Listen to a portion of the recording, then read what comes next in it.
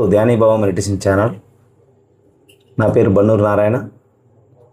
ఈరోజు మనము కోడుమూరు గోనెగండ్ల మండలం వేముగోడు గ్రామంలో వరలక్ష్మి మేడం గారి యొక్క ధ్యానానుభవాలు విందాం.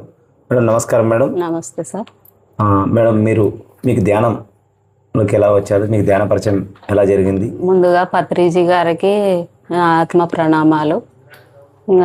మాకు మా మేనమామ రాఘవరెడ్డి గారి ద్వారా ధ్యాన పరిచయం జరిగింది.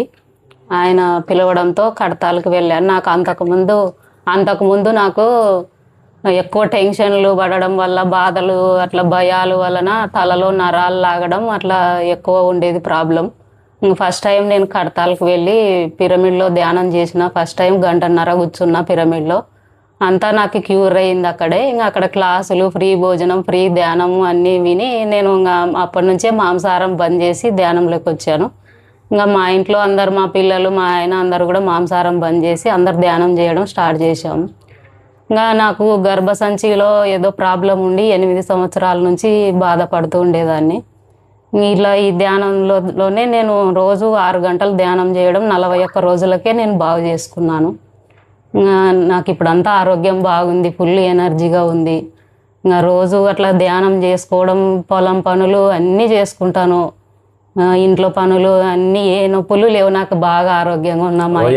ధ్యానం చేస్తారమ్మా?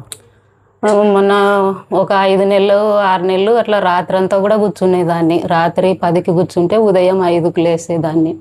అట్లా ఫుల్ ఎనర్జీ నాకు బాగా ఉంది ఈ ధ్యానం ద్వారా. రాత్రంతా ధ్యానం చేసుకొని ఉదయం పొలం పనికి పోతాం. మళ్ళీ పొద్దున 10కి పోతే మళ్ళీ సాయంత్రం 6కి ఇంటికి వస్తాం. ఏం నిద్ర రాదు సారు. 1 గంట ధ్యానం 3 గంటలు నిద్రపోయిన దాంతో సమానం అని చెప్తాడు కదా పత్రి సారు. అలాగే చూద్దామని కూడా నేను అట్లా కూడా ట్రై చేసిన. ఏం నిద్ర అనేది ఉండదు, ఇంకా ఫుల్ ఎనర్జీగా ఉంటుంది. అన్ని పనులు చేస్తా నేను, మగవాళ్ళ మాదిరిగా అన్ని పొలం పనులు అన్నీ చేసుకుంటాను. అయినా నాకు ఏం అలసట అని ఉండదు. ఇంట్లో పనులు అన్నీ చేసుకుంటాను. మా పిల్లలు కూడా రోజు ధ్యానం చేస్తారు. కాలేజీలో పిల్లలకు కూడా ధ్యానం గురించి చెప్తారు వాళ్ళ ఫ్రెండ్స్కి చేయమని. ఇంకా మాకు తెలిసిన వాళ్ళకి, మా తరపున ఎవరికైనా ధ్యానం చేసే వాళ్ళకి పిరమిడ్లు కొనియడము, ధ్యానం చేయండి అని చెప్పడం. ధ్యానం అన్నది మనం ఎన్ని జన్మల పుణ్యఫలమో ఈ జన్మకు తెలుసుకున్నాం. ప్రతి ఒక్కరు ధ్యానం చేయండి, మాంసాహారం మానేయండి. Okay madam, thank you madam, thank you very much madam.